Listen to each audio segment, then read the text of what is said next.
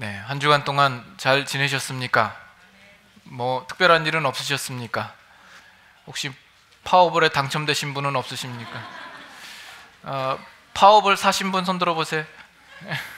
네, 의외로 많은 분들이 파워볼을 이렇게 사신 걸로 제가 알고 있습니다. 일주일 동안 아주 들뜬 기분으로 좀 살다 오셨죠? 여기에 오신 거 보니까 우리 중에 되신 분은 아무도 없으신 것 같습니다. 만약에 되셨다면 집에서 두문불출 하시고 사람들 눈을 피해서 신변 보호에 신경 쓰셨을 텐데, 이렇게 나오신 거 보니까 뭐 되신 분이 아무도 없고, 여러분들이 꽉 쥐어졌던 그 종이 한 장은 이제 진짜 쓰레기통에 들어갈 그 휴지 쪼가리로 변해 있지 않았을까, 이렇게 생각합니다. 우리의 인생이 그렇습니다.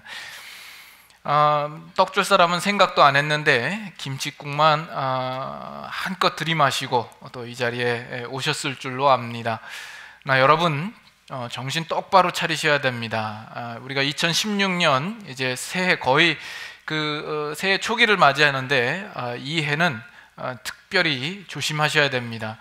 그 이름이 어감부터 이상해서 암흑의 해라고 이렇게 돼 있는데 조심하시기 바랍니다. 우리는 더욱 그래서 말씀에 집중해야 합니다. 그것이 우리의 살 길이고 그것이 우리의 가장 귀하고 또 복된 것이 아니겠습니까? 그래서 오늘 말씀을 우리가 같이 생각해 보기를 원하는데, 우리가 지난주까지는 포도나무와 가지의 비유를 생각했었습니다. 여러분, 지금까지 여러분들과 나누었던 말씀들을 생각해 보면 이 포도나무와 비유의 이 그림이 얼마나 묵상하면 묵상할수록 놀라운 그림의 비유인가 하는 것을 여러분들도 느끼시지 않았을까 생각을 합니다. 포도나무와 그 가지가 연결되어서 그 안에 있는 생명력으로 말미암아 열매를 맺는 것은 누가 보아도 참 아름다운 것이요, 거기서 풍성함을 엿볼 수 있고 참 가치를 우리가 느낄 수 있습니다. 그러나 그 가지가 나무에서 떨어져서 시들어버리고 또 썩은 열매밖에 맺지 못하는 것처럼 참 볼품 없는 것도 없을 것입니다. 근데 우리는 그 포도나무의 가지로 부름을 받아 우리를 통하여서 열매 맺게 하시려는 하나님의 의도와 목적이 있다는 것을 생각하게 되면, 우리가 지금 이 자리에 와 있는 우리의 존재 자체는 너무나도 영광되고 아름답고 또 보람 있고 가치 있는 우리들의 존재가 아닌가, 이런 생각을 해봅니다. 이 요한복음 15장 1절부터 8절까지의 말씀이 이 포도나무와 비유의 내용인데, 그것은 예수 그리스도와 우리와의 관계를 다 드러내어 설명하기에는 좀 한계가 있는 거죠. 그래서 우리가 오늘부터 살펴보는 9절부터 16절까지의 내용은 그리스도와 우리와의 관계를 그 무한한 사랑의 관계로서 우리를 더 깊이 있게 인도하고 있습니다. 그것은 그 전에 나타난 포도나무와 가지의 비유를 근거로 하여서 나타나는 내용인 것이죠.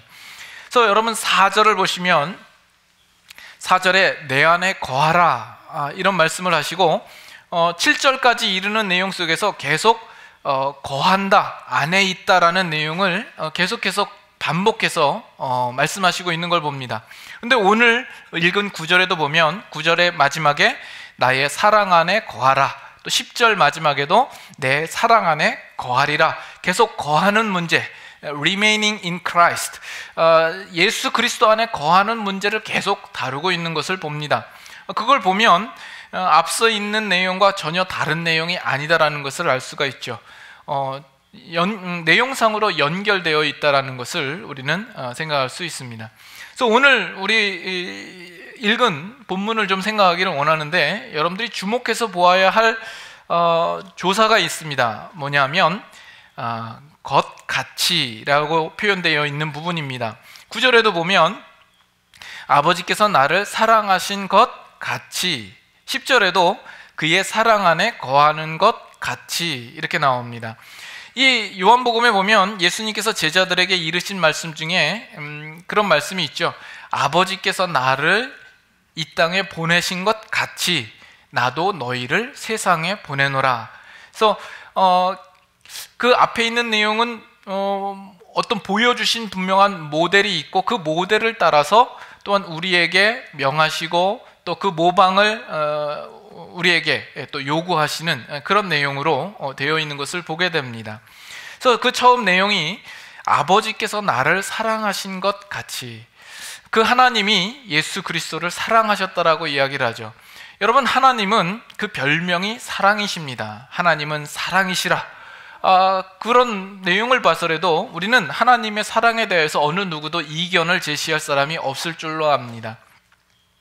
그 하나님이 아들 되신 예수 그리스도를 사랑하는 문제도 그렇죠. 성경에 나의 사랑하는 아들, 그 사랑하는 아들이라는 표현이 있고, 예수님이 공생의 사역을 하시는 중에도 하나님께서 그 아들 되신 예수 그리스도에 대한 사랑의 표현을 하기 위하여서 하늘을 여시고 음성 가운데 말씀하시죠. 이는 내 사랑하는 아들이라. 성부 하나님과 성자 예수님은 삼위일체라 우리는 이렇게 고백하고 또 믿고 있습니다. 그러니 그 두 사이에 가지는 사랑이라는 관계는 얼마나 완벽하며 또 충만하겠습니까? 근데 그 아버지께서 예수님을 사랑하신 것 같이 뭐라고 그래요? 나도 너희를 사랑하였으니, 예수님도 우리를 그와 같은 사랑으로 사랑하였다라고 이야기를 합니다. 그 사랑의 표현은 예수님께서 친히 그 하늘 영광을 버리시고 이 땅에 육신을 입고 찾아오셔서 우리를 위하여서 그 십자가에 자기 자신을 내어주시는 그 모습 속에서 그 분명한 사랑이 우리에게 드러난다라고 볼 수가 있죠. 그렇게 말씀하시면서 우리를 향하여서 나의 사랑 안에 거하라, 우리를 그 사랑 가운데로 초대하고 있는 겁니다. 여러분, 이것이 얼마나 감사하고 감격스럽고 영광스러운 일입니까? 이 세상에 많은 사람들이 있지만 그 많은 사람들이 다 이 사랑을 알고 그 사랑 가운데 초대에 응하여 오지 못합니다. 아무나 올 수 있는 자리가 아닙니다. 우리의 힘으로 되어지는 것도 아니요, 우연이 된 것도 아닙니다. 그리고 예수님이 그냥 다 뭉뚱그려서 우리를 싸잡아서 모으신 것이 아니라 우리 한 사람 한 사람을 기억하시고 또 지정하셔서 우리를 부르신 것이죠. 사랑이라고 하는 것은 어떤 신분의 격차가 있을 수가 없습니다. 사랑은 동등한 인격자 사이에서만 가능한 것입니다. 그 예수님이 우리를 그렇게 동등한 인격자로 인정하시고 우리를 부르셔서 그 사랑 가운데 거하도록 초청하시고 있는 이것이 얼마나 놀라운 겁니까? 복권에 당첨되는 것과 비교할 수가 없습니다. 여러분, 예수님의 사랑 안에 거하는 것과 복권 그 파워볼 1등에 당첨되는 것과 둘 중에 하나를 선택하라 그러시면 어떤 걸 선택하시겠습니까? 예? 답은 알죠. 예. 여러분의 마음속에 은근히 그래도 복권에 한번 당첨됐으면 하는 생각이 있지 않으세요? 여러분, 복음입니까? 당첨된 복권입니까? 당첨된 복권이 혹시 복음이 되어 있지는 않습니까? 예? 여러분, 이 복음 때문에 마음이 설레고 기다려지고 벅찬 기대감 속에 밤잠을 이루지 못했던 적이 있으세요? 근데 지난주에는 복권 때문에, 물론 여러분들이 재미삼아 흥미삼아 다른 사람이 사니까 그렇다니까 사셨을지 모르지만 사고 놓고 보니까 그래도 혹시나 그래도 또 되면 어떡하나 이런 생각도 또 해보시지 않았겠어요? 그러면서 기다려지고 설레고 밤잠 이루지 못하고 그러지 않았어요? 만약에 내가 복권에 당첨되었더라면 여러분 얼마나 그 기쁨과 그 벅찬 감격이 있겠는가 상상해 보셨잖아요. 여러분, 복음을 들고 그런 경험을 해보신 적이 있으십니까? 우리는 회개해야 됩니다. 여러분, 지난주에 복권 사셨으면 잘 사셨습니다. 그러나 그 사신 일을 통하여서 여러분들은 지금까지 내가 착각 속에 자신 있게 생각해왔던 내 자신의 신앙에 대하여서 다시 한번 깊게 돌아보고 반성하고 회개해야 할 부분들을 회개해야 될 줄로 압니다. 난 복권 안 샀어, 그 사람은 해당이 안 되는 것이 아니라 그분들도 동일한 겁니다. 자, 그러나 우리가 이 구절 속에서 더 중요한 문제는 뭐냐 하면 예수님께서 우리를 그 사랑 가운데 초대하고 있는데, 내가 예수님을 이제 믿고 있고 예수님과 관계가 주어졌으니까 내가 그 사랑 안에 거하는 문제가 이제 내 안에서 다 해결되었다라고 이미 생각을 하고 있다라는 거죠. 근데 이 9절에 있어서는 사실 우리를 초대하고 있고 우리가 그 초대에 응하면 되는 문제이지만 10절은 좀 다른 겁니다. 9절과 10절은 확연히 다릅니다.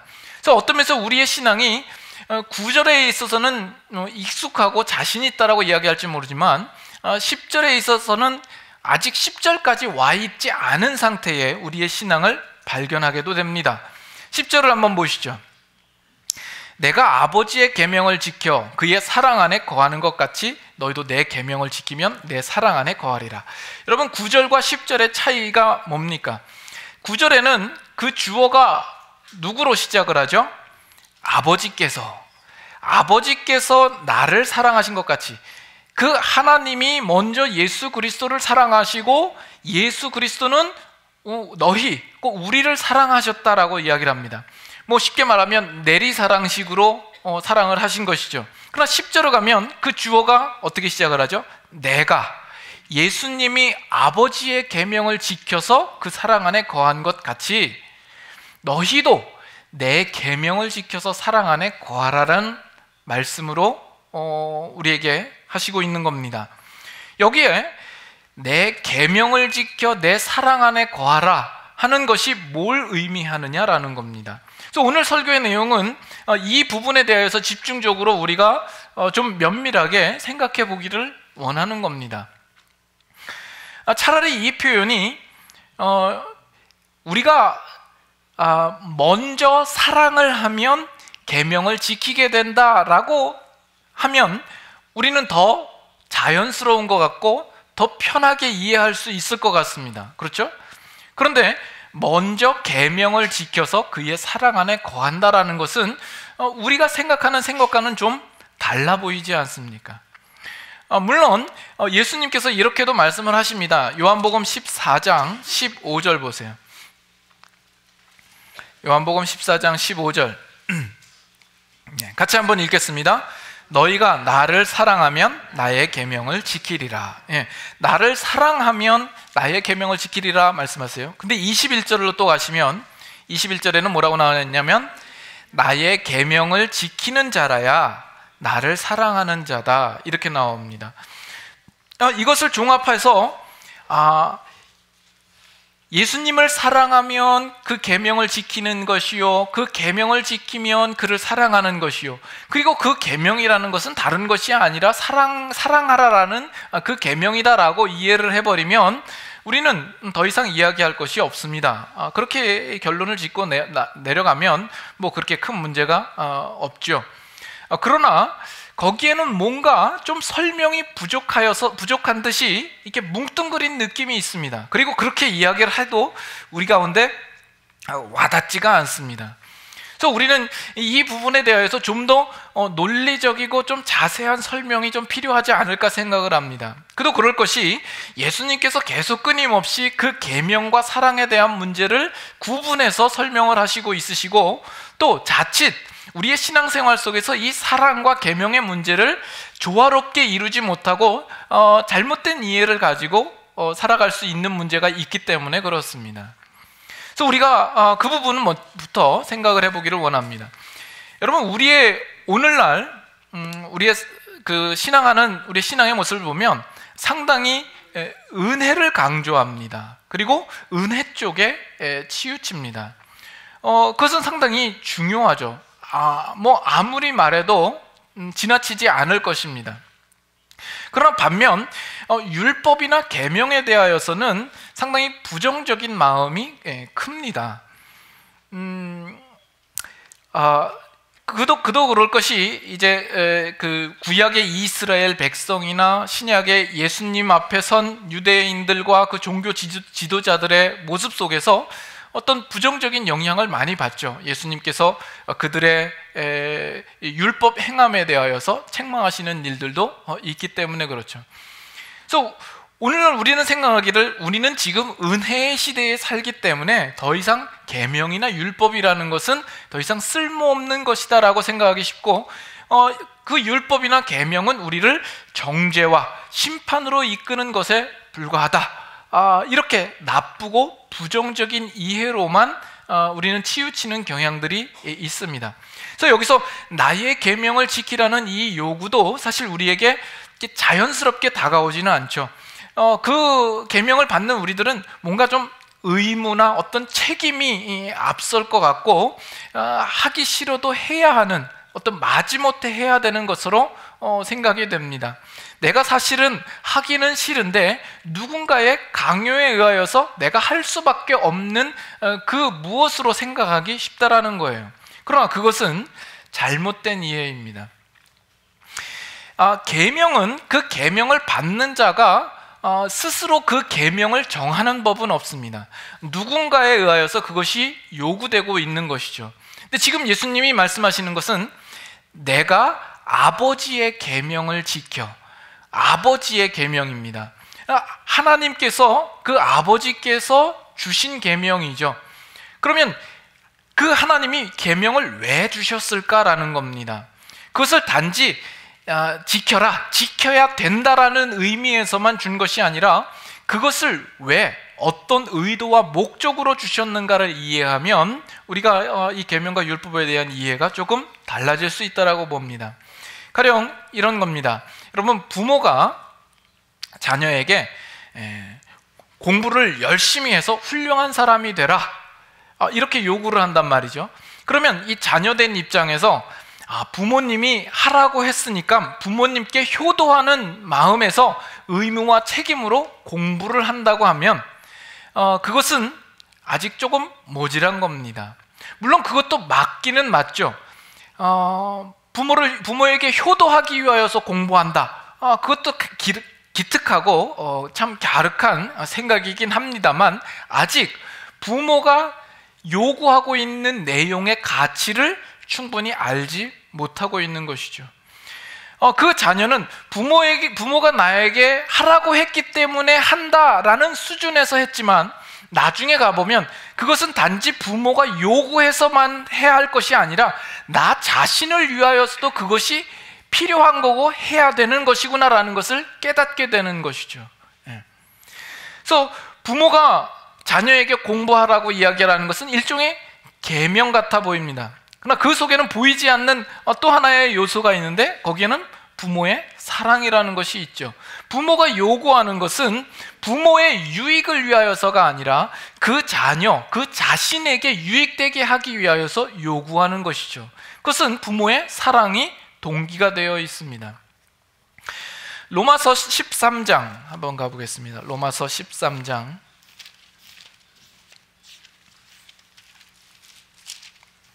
로마서 13장 8절.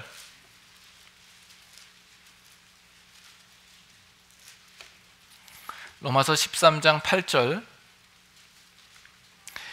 피차 사랑의 빚 외에는 아무에게든지 아무 빚도 지지 말라. 남을 사랑하는 자는 율법을 다 이루었느니라.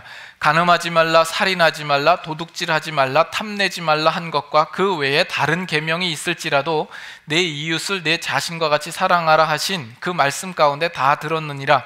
다 같이 읽습니다. 사랑은 이웃에게 악을 행하지 아니하나니 그러므로 사랑은 율법의 완성이니라. 사랑은 율법의 완성이라 이야기를 합니다. 물론 지금 여기서 이야기하는 의미는 뭐냐면, 모든 율법 안에는 이 사랑이라는 것이 가장 근본적인 내용으로 들어가 있고, 그 율법을 행하는 자는 그 사랑으로서 그 율법을 완성할 수 있다라는 의미에서 이야기를 합니다. 이것이 하나의 어떤 우리에게 주는 하나의 클루, 단서가 되고 힌트가 되는 것이, 그 계명과 율법을 주시는 하나님의 입장에서 볼 때에도 역시 그 율법은 그 사랑으로 시작을 하고 사랑으로 그 과정을 이루며 사랑으로 그것을 이루시겠다라는 것입니다. 나의 사랑 안에 거하라, 그리고서는 나의 계명을 지키라 했을 때에는 그 계명은 우리에게 커트라인으로 주신 것이 아닙니다. 이것에 미치지 못하면 벌 주시기 위하여서 주신 것이 아닙니다. 계명은 그 계명을 주는 자가 목적하는 그 자리까지 그 사람이 갈 수 있도록 도움을 주는 행동 지침으로서 주는 것입니다.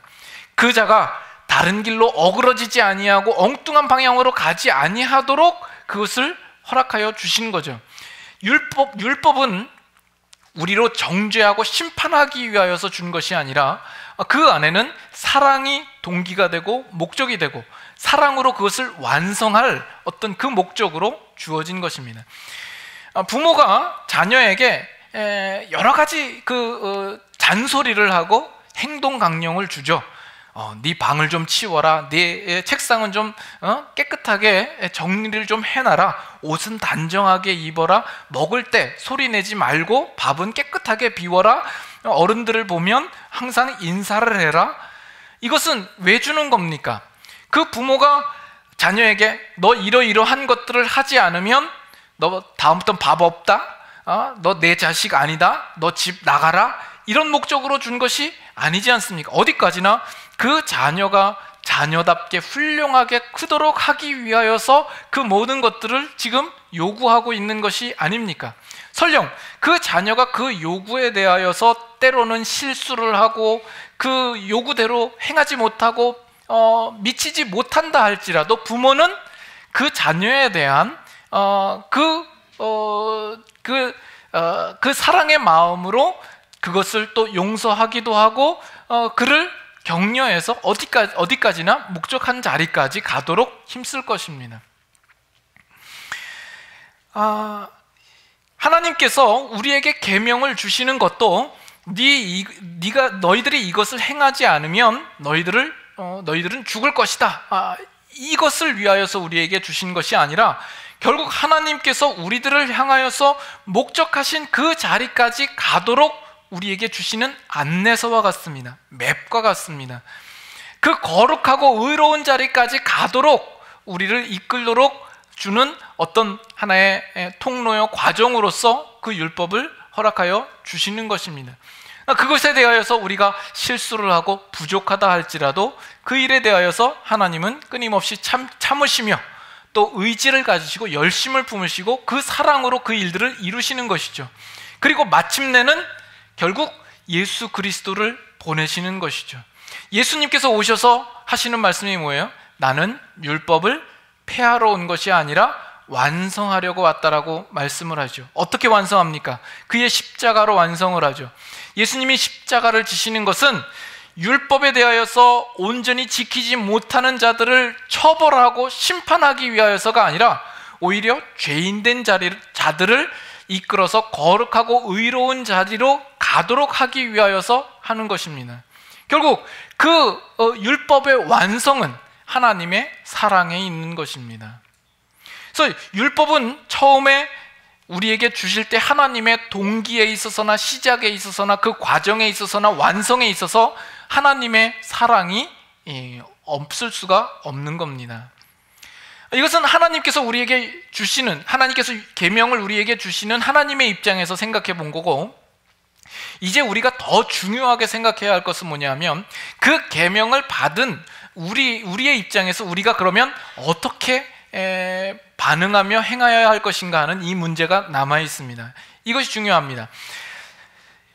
우리가 예수 그리스도를 믿고 신앙생활을 할 때에 우리가 구분해야 할 것이 있습니다. 이 구분되어진 것 중에서 여러분들은 혹시 여러분의 신앙이 어느 한쪽에 치우쳐 있지 않는가 한번 생각해 보실 필요가 있습니다.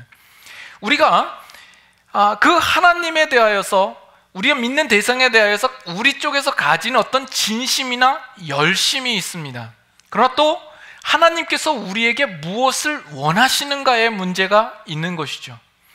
우리는 하나님을 향하여서 진심 어린 마음이 있습니다. 열정이 있고 또 헌신이 있고 또 정성이 있습니다. 그것은 어떤 면에서 내 쪽에서 하나님을 향하여서 꺼내놓는 사랑이라고 표현할 수가 있겠죠. 그러나 우리가 자칫 놓치기 쉬운 것은 하나님이 우리에게 뭘 원하시느냐는 놓치고 있는 겁니다. 하나님께서 우리에게 뭔가 원하시고 있고 시키시는 일에 대하여서는 우리는 그에 합당한 순종의 모습을 반응을 가져야 되는 줄로 압니다. 이 두 가지가 있는데 여러분 잘 생각해 보세요. 만약에 내가 꺼내놓는 진심과 열정만 있다면 거기에는 분명 기쁨이 있고 감격이 있고 뜨거움이 있습니다. 그러나 자칫 하나님이 뭘 원하시는지는 모른 채 자기의 기분에 치우칠 수 있습니다. 그래서 내 쪽에서 생각하는 것들을 만들어내어 하나님 앞에 바치기에 바쁜 그런 삶이 될 수가 있습니다. 그래서 나는 기껏 사랑이라고 표현하고 드리는데 받는 사람의 입장에서는 그것이 하나도 사랑으로 생각되지 않을 수 있는 아주 불상사가 나타날 수 있습니다. 가령 요즘 시대 속에서는 그런 일들이 있죠. 스토커들이 있다고 합니다. 그렇죠? 스토커들은 그 마음이나 그 진심은 얼마나 대단합니까? 열심이 있고 열정이 있고 정성이 있고 뜨거움이 있습니다. 그래서 자기 딴에는 사랑이라고 생각을 하고 열심히 쫓아다니는데 그것을 받는 사람의 입장에 있어서는 그것이 하나도 사랑으로 다가오지 않고 부담이요 싫고 어찌하든지 피하고 싶은 것으로 나타나지 않겠습니까? 톰 소요의 모험 속에서 톰 소요가 그 좋아하는 여자친구 베키에게 가장 좋은 것을 주고 싶어 합니다. 그러나 톰에게 가장 좋아하는 것은, 가장 귀하게 여기는 것은 고장난 문고리, 자물쇠, 또 죽은 고양이 이런 거거든요. 죽은 고양이를 주면 화들짝 놀라게 되는 것이죠. 성경에 그런 일들이 있고 우리 신앙생활 속에서도 그런 실수를 범할 수 있는 위험성이 많이 있다는 겁니다. 그래서 마태복음 7장에 보면 그런 내용이 있죠. 주여 주여 주여 주여 우리가 주의 이름으로 선지자 노릇을 하며 귀신도 쫓아내고 많은 권능을 행하지 않았습니까? 그 일을 행한 자들은 얼마나 큰 열심과 자신 안에 있는 진심과 정성을 다해서 그 일을 했겠습니까? 그러나 예수님이 뭐라 그러죠? 나는 너희들을 도무지 알지 못한다. 불법을 행하는 자들아 말씀하죠. 하늘에 계신 내 아버지의 뜻대로 행하는 자라야 천국에 들어갈 수 있다라고 말씀을 하십니다. 그러나 반면 오로지 순종만 있다면 그것은 어떤 면에선 의무와 책임만 있게 됩니다. 마음은 냉랭하고 차가운 채로 그저 기계적으로 시킨 일을 하는 것이면 그것도 문제가 얼마나 크겠습니까? 그래서 성경 속에서 내 입술로는 나를 공경하나 내 마음은 내게서 멀도다 이야기를 하죠. 나는 인애를 원하고 제사를 원치 아니하며 번제보다 하나님 아는 것을 원하노라. 미가서에 보면 내가 천천의 수양과 만만의 강수 같은 기름을 기뻐할까? 인애를 공의를 행하며 인자를 사랑하며 하나님과 함께 행하는 것이 아니냐라는 거죠. 그래서 우리의 신앙생활 속에 이 두 가지가 어떻게 자리 잡고 있는가라는 겁니다. 그래서 우리가 하나님과 사랑 속에 거하고 그와 연합되기 위하여서는 우리가 가지는 하나님을 향한 진심 어린 마음과 사랑뿐만이 아니라 하나님께서 우리에게 바라시는 일들도 우리는 함께 생각을 하여서 그 두 가지가 조화를 이루고 하나로 일치하지 않으면 안 되는 문제가 있는 겁니다. 이해가 되시고 있으십니까? 예. 별로 안 되시는 것 같아요. 예. 들으시는 분들이 별로 없는 거 아니에요? 다시 할까요? 처음부터? 예, 그건 싫죠. 예. 이 문제에 대하여서 우리가 예수님을 생각해 보면 이 요한복음 속에서 예수님은 하나님에 대하여서 그가 가진 진심과 하나님에 대하여서 어떻게 하는가 하는 것과 하나님께서 그에게 요구하시는 일들에 대하여서 어떻게 철저히 순종하셨는가 하는 내용들이 나오고 있는 겁니다. 요한복음 8장 29절 한번 보시죠.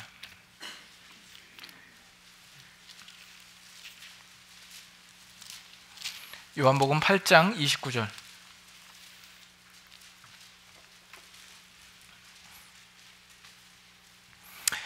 제가 한번 읽겠습니다. 나를 보내신 이가 나와 함께 하시도다. 나는 항상 그가 기뻐하시는 일을 행함으로 나를 혼자 두지 아니하셨느니라. 뭐라고 그래요? 나는 항상 그가 기뻐하시는 일을 행한다고 이야기를 합니다. 그렇죠?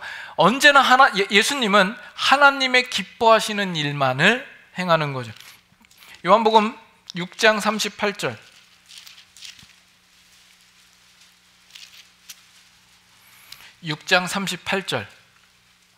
다 같이 한번 읽겠습니다. 내가 하늘에서 내려온 것은 내 뜻을 행하려 함이 아니요 나를 보내신 이의 뜻을 행하려 함이니라. 어디까지나 예수님은 그를 보내신 자의 뜻을 행하려고 있다라고 이야기를 하고 있습니다. 그래서 예수님은 하나님께서 그에게 시키시고 요구한 것을 순종하고 충성하는 것을 그의 인생의 모든 목적과 소원과 원리와 자세로 삼고 있으신 겁니다. 그것을 그저 의무와 책임으로 또는 명령으로 계명으로 갖고 있는 것이 아니라 그의 기뻐하시는 것과 그의 자발적인 마음으로 우러나여 행하는 것으로 갖고 계신 것이죠. 요한복음 4장 한 구절 더 보겠습니다. 요한복음 4장 34절 같이 한번 읽겠습니다. 예수께서 이르시되 나의 양식은 나를 보내신 이의 뜻을 행하며 그의 일을 온전히 이루는 이것이니라. 예수님이 뭐라고 해요? 내 양식은, 내 음식은 나를 보내신 이의 뜻을 행하며 그의 일을 온전히 이루는 것이다 라고 이야기를 해요. 여러분, 우리가 어떤 우리가 먹는 양식을 제쳐놓고 우리가 가지는 어떤 그 허기진 거를 잊어버리고 어떤 일들에 심취하여 있다면 그 사람은 그것을 너무 무척이나 좋아하기 때문에 그것을 할 것입니다. 어떤 면에서는 그것에 미쳐 있는 것이고 그것은 내가 배부르는 것보다 훨씬 좋아하는 것이며 소원하는 것일 겁니다. 예수님은 하나님의 뜻을 행하며 그의 일을 이루는 것을 가장 큰 소원으로 기쁨으로 삼고 있다라는 이야기인 겁니다. 그래서 지금 예수님의 삶을 보면 예수님께서 하나님을 향하여서 가지시고 있는 그 진심과 그 열심이 하나님께서 그에게 시키시고 요구하시는 일들과 일직선상에 놓여 있는 것이죠. 그것이 일치를 보고 있는 겁니다. 근데 그것을 바로 제자들, 오늘 우리 신자들에게 동일하게 요구하고 있는 것이죠. 그 내용이 바로 아까 우리가 읽었던 요한복음 15장 10절의 말씀인 겁니다. 예수님이 뭐라고 그러죠? 내가 아버지의 계명을 지켜 그의 사랑 안에 거하는 것 같이.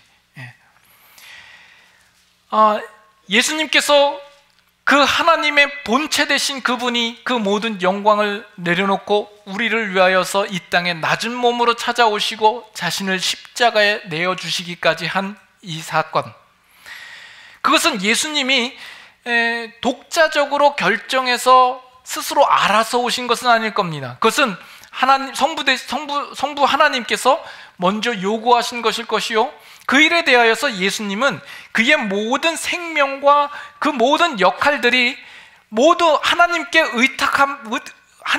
하나님께 모든 것을 의탁하여서 그가 무엇으로 보내시든지 어떻게 쓰시든지 자기 자신을 온전히 드리고 순종하기로 마음먹으신 것이죠. 그래서 그 십자가를 지는 일들도 예수님에게 있어서는 그것을 기쁨으로 소원으로 두고 그 일들을 기꺼이 순종하신 것입니다. 그것과 같이 우리에게 요구한 게 뭐라고요? 너희도 내 계명을 지키면 내 사랑 안에 거하리라 라고 말씀하고 있는 겁니다.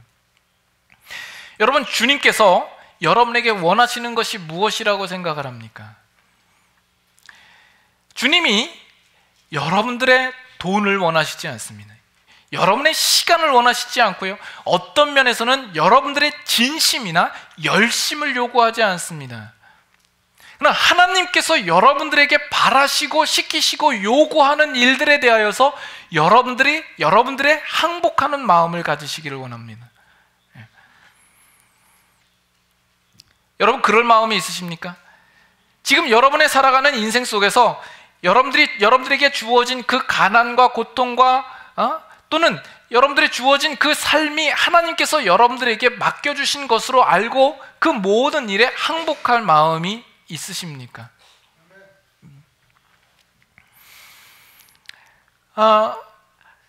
하나님께서 시키신 그 일이 우리가 싫은데도 어쩔 수 없이 하는 일이 아니라 우리에게 기쁜 일이 되어지기를 원하는 겁니다. 예수님을 따르는 것이 그저 의무이고 책임이고 명령으로서가 아니라 그것은 나의 기쁨이 되고 소원이 되고 정말 갈증이 나며 부러운 것이며 나의 만족스러운 것으로 되기를 원하는 겁니다. 마치 예수님께서 그의 바라시는 마음과 함께 하나님이 요구하시는 것이 일치를 보았듯이 우리들도 하나님께서 요구하는 것이 나에게 부담으로 오는 것이 아니라 기쁨으로 와야 된다는 것이죠. 10절은 우리에게 그것을 요구하고 있는 겁니다. 여러분, 예수님의 계명이 뭡니까? 내 계명을 지키면 나의 사랑 안에 거하리라. 예수님이 주시는 계명이 뭡니까? 예수님께서 말씀을 통하여서 우리에게 여러 가지 것들을 명령하셨고 또 가르치셨습니다. 많은 것들이 있겠지만 대표적으로 이것을 생각해 볼 수 있겠죠. 누구든지 나를 따르려거든 자기를 부인하고 자기 십자가를 지고 나를 따를 것이니라. 여러분, 이 요구 앞에 여러분들이 드는 생각은 부담이십니까? 기쁨입니까? 그것은 좀 피하고 싶고 그것은 좀 덜 무거웠으면 좋겠고 아니었으면 좋겠다라는 마음입니까? 아니면 그것이 여러분들의 기쁨이요, 소원이요, 자랑이요, 만족으로 받아들이시고 있습니까? 이 차이입니다. 여러분 잘 생각해 보셔야 됩니다. 지금까지 우리가 신앙생활을 해왔습니다만 우리는 이 부분에 대하여서 깊게 고민하지 않고 살아오고 있는지도 모릅니다. 그저 내 좋은 대로 내 진심을 따라 하나님 앞에 드리면 그것이 전부라고 생각을 해오진 않았습니까? 하나님 쪽에서 우리에게 요구하시는 부분들에 대하여서는 우리는 적당히 넘어가죠. 내가 하고 싶은 것만 해왔죠. 내가 하기 싫은 부분에 대하여서는 거들떠도 보지 않았죠. 우리가 신앙 속에서 희생이니 헌신이니 이런 이야기를 합니다. 그 희생이나 헌신이라는 단어를 접할 때에 그것을 하려면 내가 뭔가를 포기해야 되고 내가 손해봐야 되고 뭔가 내려놔야 된다라고 생각하면 그 희생과 헌신은 한없이 어려워질 수밖에 없습니다. 그러나 하나님께서 요구하시는 것이 무엇이든지 내가 그 뜻에 따르며 나를 내어서라도 주님께 드리기를 원하는 그 마음을 가진다면 더 이상 그 사람에게는 희생이나 헌신이라는 그 단어 자체가 더 이상 희생이나 헌신으로 들리지 않는 법입니다. 우리가 신자들이 겪어야 하는 고난이 있습니다. 예수님을 따르는 일에 고난이 있죠. 그 고난이라는 단어 자체는 우리에게 상당히 부정적이며 우리가 꺼리는 것이며 피하고 싶은 것일 겁니다. 그러나 예수를 위하여서 십자가를 지며 함께 따라가는 그것이 나의 기쁨이 되고 소원이 되는 사람에게 있어서는 더 이상 고난을 고난으로 여기지 않는 거죠. 그걸 자랑스럽고 영광스럽게 여기는 겁니다. 그래서 사도행전 5장에 보면 사도들이 그 채찍을 맞고 위협을 당하고 풀려납니다. 근데 사도들이 뭐라고 고백을 하죠? 우리가 주 예수의 이름을 위하여서 능력받는 일에 합당한 자로 여기심을 기뻐하면서 공회 앞을 떠나니라, 이렇게 나옵니다. 그들에게서는 그것이 고난이 아니에요. 그 영광에 동참하는 거예요. 그들이 간절히 바랐던 일이며 소원했던 일인 겁니다. 이것은 우리가 지난주에 함께 나누었던 포도나무와 가지의 비유 속에서도 분명히 드러나는 것이죠. 하나님이 우리에게 요구하는 것이 뭐예요? 가지된 우리가 스스로 돋보여서 뭔가를 하기를 원하시는 것이 아닙니다. 그 나무가 그 하고자 하는 일에 우리 자신을 드릴 뿐입니다. 그저 우리는 붙어 있고 그 생명을 공급받아 생명으로 그 충만함을 유지하고 있으면 그 나무가 열게 하고자 하는 열매를 맺히게 되는 것이죠. 우리의 신앙생활은 어떠한가라는 겁니다. 여러분의 신앙은 어떻습니까? 여러분은 하나님을 사랑한다라고 고백을 하죠. 나름대로의 하나님을 향한 진심이 있습니다. 그저 열심이 있고 또 여러분들이 가지는 어떤 열정이 있을 수 있습니다. 그러나 하나님이 여러분의 인생을 통하여서 뭘 원하시는지에 대하여서 진지하게 고민하고 계십니까? 뭘 원하시든지 그 일에 기쁨으로 감당할 마음이 있으십니까? 오늘 요한복음 15장 9절에 아버지께서 나를 사랑하신 것 같이 나도 너희를 사랑하니 나의 사랑 안에 거하라. 우리는 이 문제는 정말 큰 문제가 없다라고 생각하지 않아요. 우리는 예수님을 믿고 있고 또 이 자리에 와 있기 때문에 그 사랑 안에 거한다라고 쉽게 생각할 수 있을지 모르지만 10절에 가니까 이것은 우리의 판도를 달리하게 만드는 거죠. 내가 아버지의 계명을 지켜 그의 사랑 안에 거하는 것 같이 너희도 내 계명을 지켜 나의 사랑 안에 거하리라. 우리는 아직까지 이 10절의 부분에 대하여서 온전히 그 사랑 안에 거하고 있지 못하고 있는지도 모릅니다.